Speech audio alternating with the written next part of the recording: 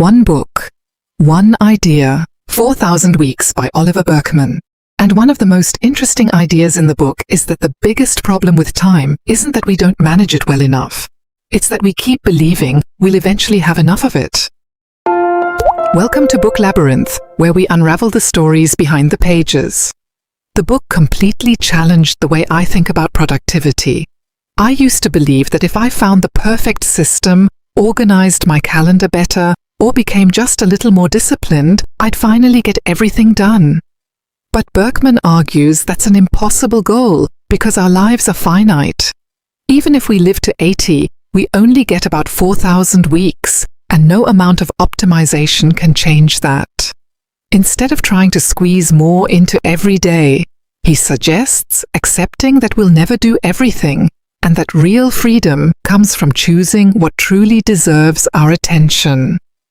One idea that really stayed with me was to stop measuring life by endless to-do lists and start focusing on a few meaningful commitments. Rather than chasing efficiency for its own sake, he encourages finishing one important project before starting another, keeping a small active task list, celebrating what you've already completed, and even deciding in advance what you're willing to fail at. At first, those ideas sounded almost irresponsible, but the more I thought about them, the more they made sense. The pressure to keep every option open, answer every message instantly, and constantly stay productive doesn't create peace. It creates anxiety. The book also explains that becoming more efficient often just attracts more work, so the feeling of finally having enough time never arrives. What really matters is learning to accept your limits, paying attention to the present instead of always waiting for the next achievement, and choosing relationships, experiences, and work that have value in themselves rather than simply leading to another goal. I also appreciated that the book doesn't pretend to offer magical productivity hacks.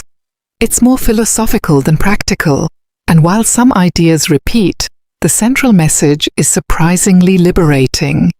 It reminded me that life isn't about completing every task before I can finally start living. Life is what happens while I'm making those choices. My biggest takeaway is that peace doesn't come from mastering time.